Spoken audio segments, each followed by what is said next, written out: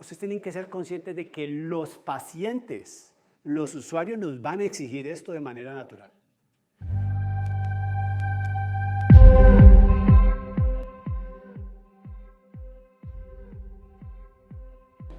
Me gustaría comenzar esta presentación con un poco de la historia de cómo llegamos aquí en este momento tan interesante del tema de inteligencia artificial. Y contarles que en 1966-67, un profesor de MIT alemán que se llamaba Joseph se pronuncia como Weizenbaum, no sé cómo se pronuncia, porque es alemán. Si alguien sabe alemán aquí que me ayude. Y él creó el primer chatbot que se conoce en la historia, que se llamó Elisa. Y Elisa, casualmente, era un chatbot que emulaba una sesión de psicoanálisis o de terapia mental.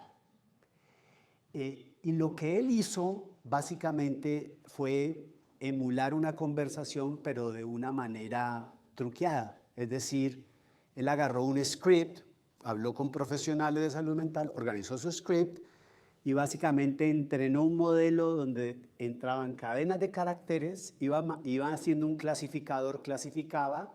Aquí me está diciendo que me va a decir qué es el nombre, entonces pregunta el nombre, etcétera, etcétera. Y hizo un árbol de decisión con clasificadores y eso generó todo un hito en el tema de inteligencia artificial. A partir de esa metodología de clasificación, ahí nos quedamos por mucho tiempo. Él nunca pensó y siempre declaró que nunca una máquina iba a poder tomar o llegar a la misma capacidad intelectual de un humano, ni mucho menos iba a poder dominar todo el lenguaje humano. Y estuvo acertado y no acertado, porque hoy nos damos cuenta, uno dice, pues hoy efectivamente se equivocó, pero pasaron 50 años y en 2017 los científicos de Google sacaron un paper muy interesante que se llama Attention is all what you need. Y eso habla, o es un lanzamiento, un hito, que no lo hizo ChatGPT, lo hizo Google, de una técnica que se llama transformadores. Y con esos transformadores, de dónde poner la atención y el foco de una conversación, empezó esta revolución. Como todo, el que pega primero pega dos veces, y el que pegó primero fue ChatGPT, no Google, pero ambos tienen la tecnología.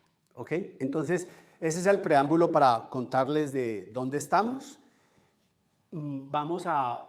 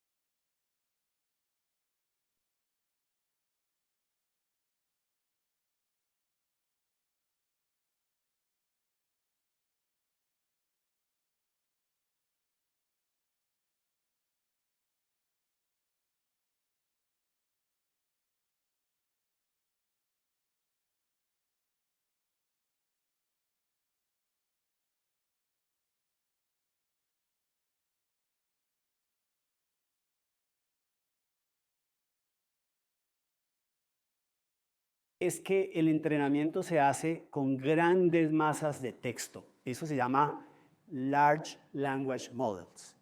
Y esos modelos, esa palabra apréndanse porque esos modelos hoy en día están construyendo modelos por especialidad.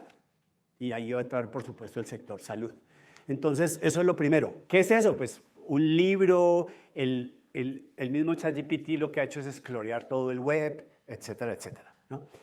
Lo segundo es cómo funciona la predicción de texto. Esta es la parte como que es a mí me parece la parte más fascinante, y es que agarro un token y lo que hago, como dije, es predecir. Entonces, lo que hicieron fue que agarraron todas las palabras, las dividieron en pedazos más pequeñitos y fueron capaces de meterlo en un modelo matemático de vectores o de matrices para medir la distancia o la cercanía entre las palabras.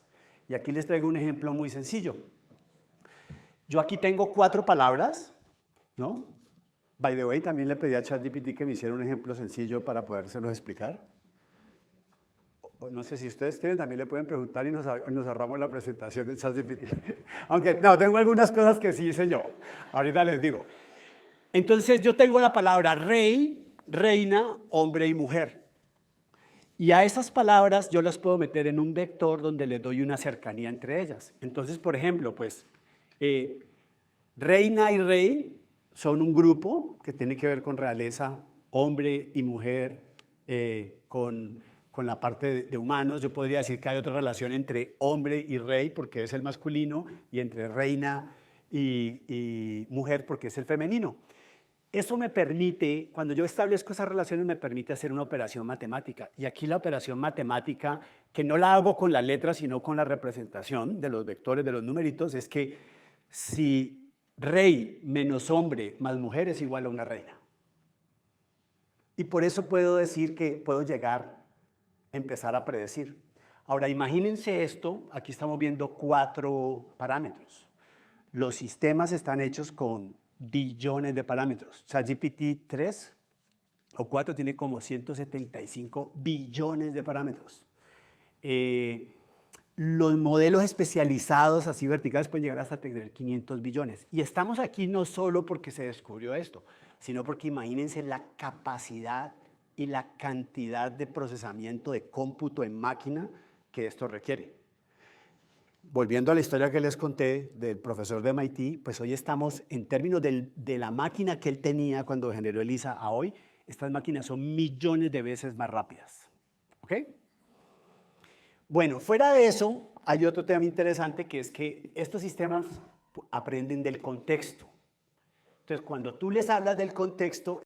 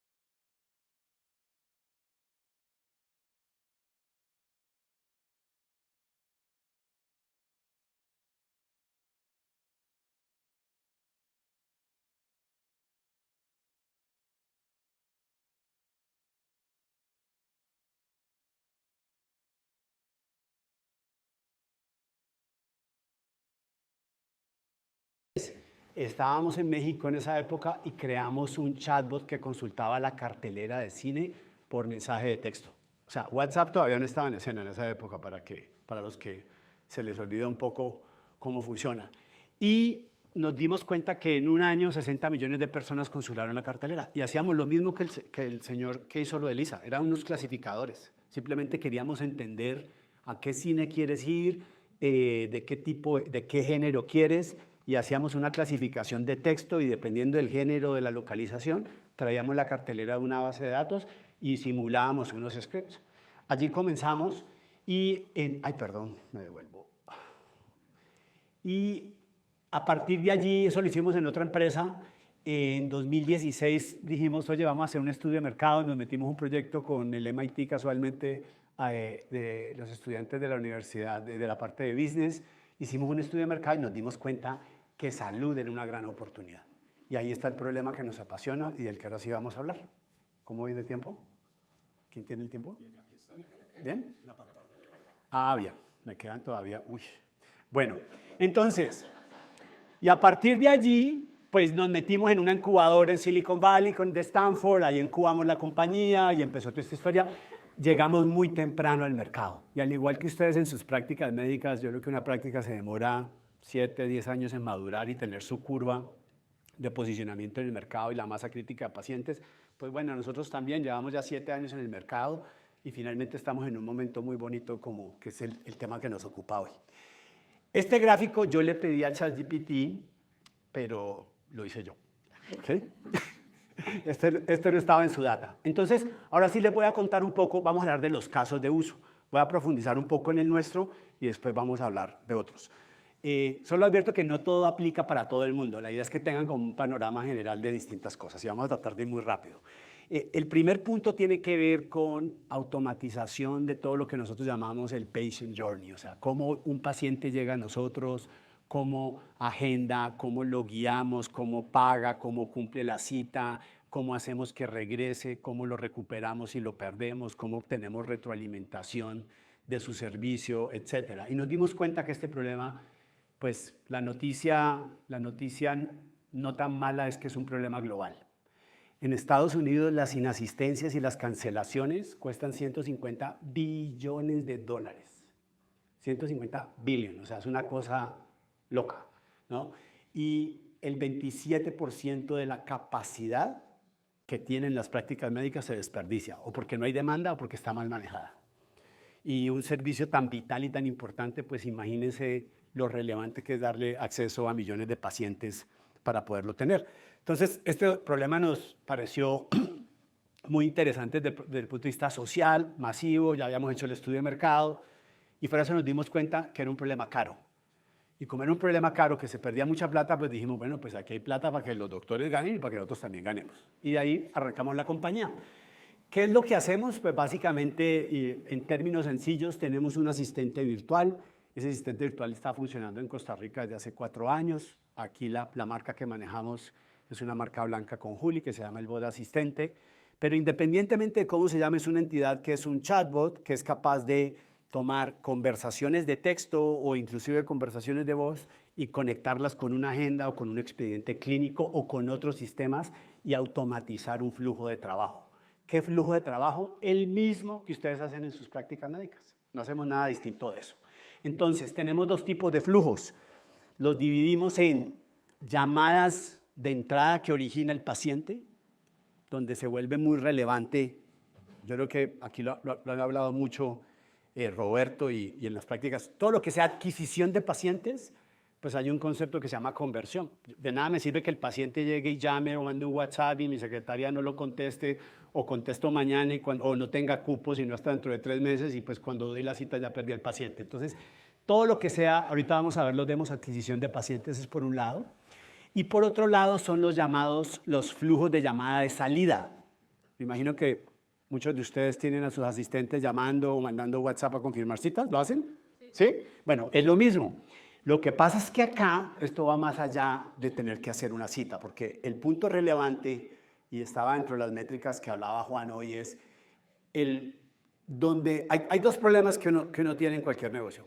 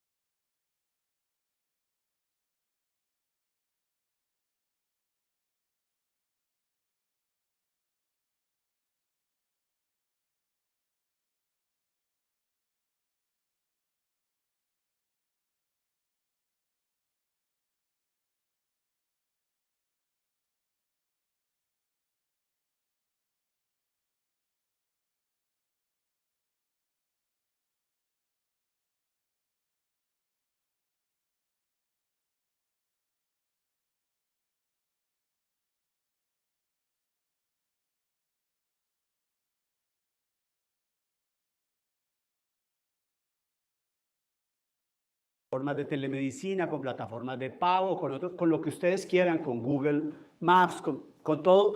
Y lo que hace es que simplemente hay una interfaz humana, pero por detrás está conectado y está orquestando todos los flujos de trabajo. Vamos a mostrar dos demos. Vamos con el video 1, por favor. Entonces les vamos a mostrar el primer video. Estas son llamadas de salida.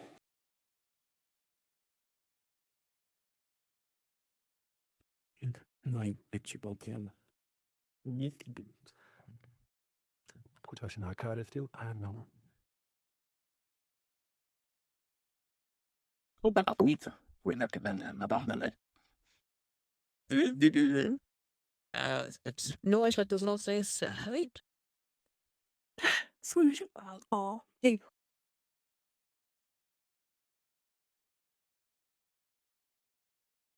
Así se me tomó. Oh, my God. Yeah.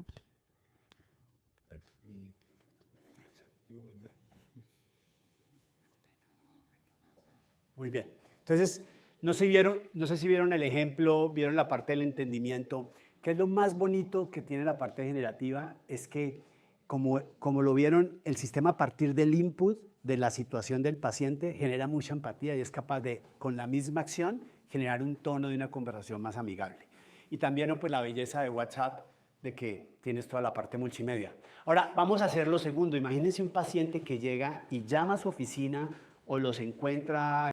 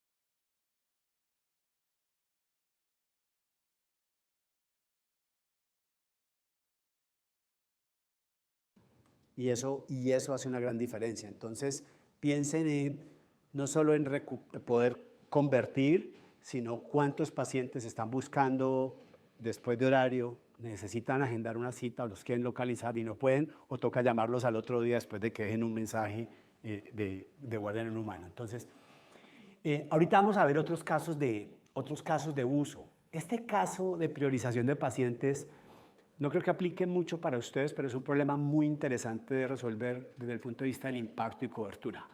O sea, en Latinoamérica tenemos un doctor, en promedio la cobertura está como en 75%, dependiendo de los países, tenemos un doctor por cada 500 habitantes. Y cuando tú tienes un servicio tan escaso en un sistema público, en un sistema masivo, pues tú no puedes hacer una optimización cuantitativa, tú tienes que hacer una optimización cualitativa. Es decir, pues le doy prioridad a los pacientes que más necesitan o tienen más urgencia de mi servicio. Entonces aquí van a ver un ejemplo de cómo un sistema entrenado puede vamos a correr aquí el video, cómo un sistema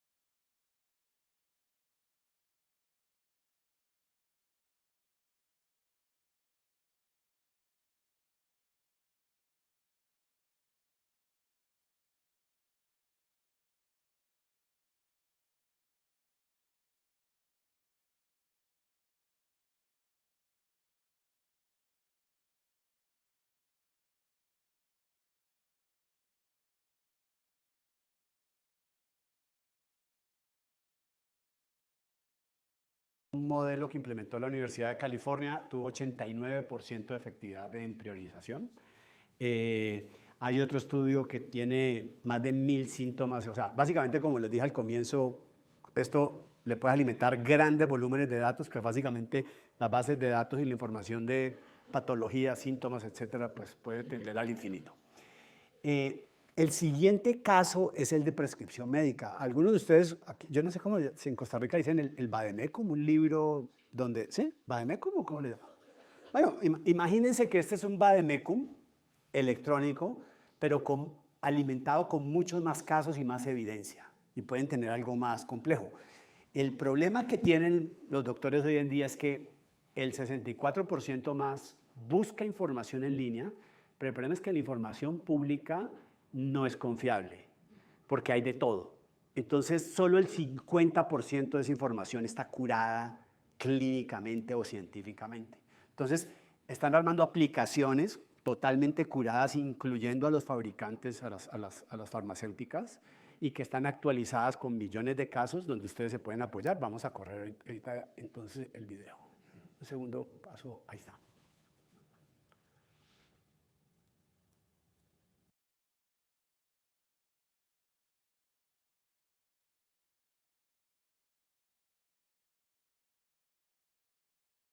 Entonces, estamos viendo un caso muy específico en edad, en condiciones, varias condiciones distintas, y el sistema no solo te está dando las recomendaciones, sino que al final te está recomendando los medicamentos que pueden resolver. Y te está dando las fuentes con toda la evidencia, que eso es muy importante, ¿no? O sea, que si el doctor quiere ir y profundizar qué evidencia soporta qué, pues estos casos están. Entonces, son modelos LLMs, como dijimos al comienzo, Large Language Models, pero totalmente cerrados y entrenados en el mundo clínico, que no lo puedes hacer en el mundo salvaje de Internet. Regresamos, porfa. ¿Y esto qué tiene? Bueno, pues básicamente en términos de resultados hay un 71% en reducción de errores. Y hay un estudio interesante que hicieron en Europa en grupos de adultos y bajaron las recetas en casi 0,5%. Y uno dice, bueno, 0,5% pues no es nada, pero lo que le estaban dando los humanos. Pero pues por un lado redujeron los errores, o sea, la calidad. Y por el otro lado, pues 0,5% en medicamentos, pues multipliquen por una población grande, es muchísimo dinero y muchísimos recursos, de nuevo, en un problema que es global donde no tenemos cobertura. Y el último caso, aquí que Alex no me vaya, si voy a comprometer mucho a Alex aquí, no lo sé, pero yo creo que esto es un tema que les va a interesar mucho, que tiene que ver con todo el tema de eficiencia y cómo optimizar el tiempo del doctor. El recurso más escaso y más valioso que tiene toda la cadena de salud son ustedes. Y irónicamente tienen que invertir muchísimo tiempo, no solo en siendo emprendedores y aprendiendo de negocios, sino que también tienen que hacer cosas administrativas, tareas básicas. Y una de esas son las notas clínicas. Entonces, ya hay software también especializado donde estás en tu expediente clínico y a partir de allí te empiezan a tomar notas. El sistema toma notas e interpreta esas notas y es capaz de insertarla en el expediente. Esta evolución no es nueva. Para que se den cuenta, en Estados Unidos es un problema tan crítico que pues casi la mitad, ahorita hablaban del burnout, no sé quién era Juan, el que hablaba del burnout. Pues esto es una de las cosas que contribuye mucho al burnout.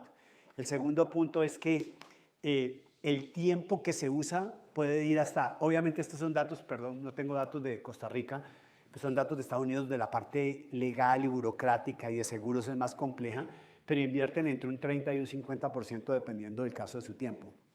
Entonces les voy a mostrar cómo funciona.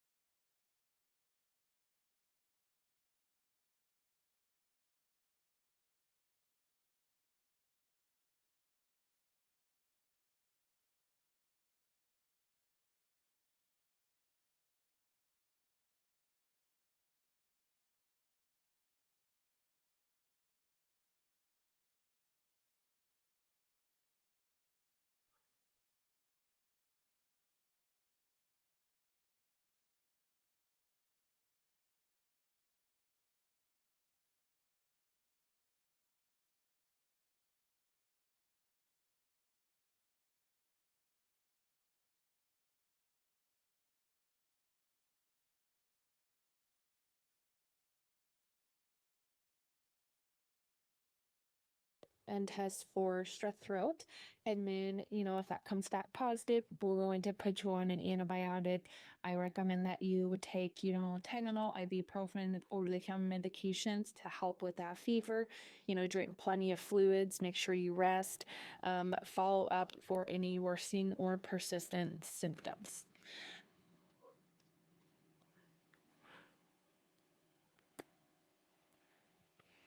Bueno, ahí lo que hace el sistema básicamente es eso, extrae toda esa información de texto, la clasifica, la cura, la ordena y la coloca en cada una de las secciones que corresponde dentro del expediente clínico. Entonces, definitivamente, esta creo que es una gran herramienta y es algo que les aplica muy bien de lo que estábamos viendo. Avanzamos, por favor. Bueno, ¿y cuál es el impacto acá? Pues hay un 72% de reducción del tiempo y la precisión es altísima. O sea, yo nunca confíen en que, como dije, esto es un sistema que solo predice la siguiente palabra, o sea, no olviden eso. Siempre uno tiene que validar y curar. Pero pues evidentemente hacer el 3% del trabajo versus el 100 es increíble. Bueno, ya para terminar, y creo que la idea es que vamos a estar en tiempo de que tengamos sesión de preguntas y respuestas, un poco de reflexiones y acciones. Yo creo que la primera, en las distintas charlas aquí lo han mencionado y me encanta, y no nos pusimos de acuerdo, y es que esto se trata de los pacientes, no de nosotros. No se trata de los proveedores de tecnología, no se trata del servicio clínico, no se trata de la campaña de marketing, no, se trata es de qué hace sentido para los pacientes. Y si ustedes, mi principal recomendación aquí vimos 4 ejemplos, hay muchos más, piensen qué hace sentido para ellos. Lo segundo es que las fuerzas del mercado no son controlables. Y lo más milagroso que ha pasado con este salto tecnológico de Generative AI es la manera en que lo hicieron, que de pronto no nos damos cuenta. Y la manera en que lo hicieron es que como el 70% de este auditorio está usando ChatGPT. ¿Y qué hicieron ellos? Lanzaron el producto B2C, es decir, lo lanzaron a los consumidores gratuitamente. ChatGPT, para los que no sepan, se demoró en 2 meses, creo que sacó 200 millones de usuarios. Tiene una curva de adopción más rápida que Instagram. O sea, y que TikTok. O sea, una cosa ridícula. Apple acaba de anunciar sus nuevos procesadores para inteligencia artificial. Acaba de sacar la versión 16 del iPhone. Y hizo el partnership con ChatGPT, aunque hay algunas lagunas y algún ruido en el mercado. Apple tiene 1.3 billones de usuarios. Entonces, ¿qué va a pasar? Vamos a ver en los próximos meses, porque ni siquiera van a ser años, una cantidad de aplicaciones en los teléfonos celulares. Y lo mismo va a hacer Google, no se va a quedar quieto con Android, donde los consumidores van a empezar a usar y adoptar estas tecnologías mucho más rápido de lo que lo estamos haciendo ahorita. Estamos viendo solo la punta del iceberg. No sé si algunos de ustedes vieron esta película Her con la mamita Scarlett Johansson. ¿Sí? Que le quisieron comprar su voz, by the way, en ChatGPT. Bueno, eso que vimos en esa película hoy ya es una realidad. O sea, hacia allá vamos. Entonces, como no podemos, nadie puede detener esas fuerzas del mercado, ustedes tienen que ser conscientes de que los pacientes, los usuarios nos van a exigir esto de manera natural. Y el usuario va a querer hacer la cita con el que habla y con el que chatea o de la manera más sencilla, más fácil, y ya no va a estar dispuesto a llamar a tu oficina y esperar que tu asistente, por favor, no le digamos secretarias, by the way. Una secretaria es alguien que te guarda secretos, no alguien que te cuida a tus pacientes. Cierro el paréntesis. Tú con tu asistente, tú no vas a esperar una llamada, o si es sábado en la noche te vas a esperar hasta el lunes, etcétera, etcétera. Entonces, eso es importante que lo tengamos en cuenta. El siguiente punto es que es más fácil que nunca. Ustedes ya mismos lo han visto con ChatGPT. Les mostré lo de la arquitectura. O sea, hoy ustedes utilizan nuestra tecnología con Juli y ni se dan cuenta. No sabían ni siquiera que nosotros existimos. De los que ¿quiénes están usando aquí el bot de Juli, by the way? Ok. Bueno, ahorita estábamos charlando contigo, ¿no? Gracias. Entonces, eso es increíble, no tienes que hacer mucho, no hay que entrenar, no hay que hacer nada, todo pasa de manera natural con las interfaces de los humanos, o sea que tengan confianza en eso. Y el último punto es que esto sí es clave y hay que trabajar en equipo. Y bueno, ahí sí yo quiero hacer el reconocimiento, estoy impresionado de que hayan aquí 200 emprendedores de salud trabajando en equipo con distintas empresas, personas, generando ideas, aprendiendo, entendiendo. Yo creo que el expediente clínico es clave porque el expediente clínico es el corazón de todo el modelo, donde toda la información se concentra y donde todos los flujos de trabajo tienen que llegar y salir. Así que creo que tienen un gran socio tecnológico para que puedan hacerlo también. Y muchas gracias. Si quieres ver más charlas del segundo Congreso de Marketing Médico 2024, no olvides suscribirte y estar pendiente del canal.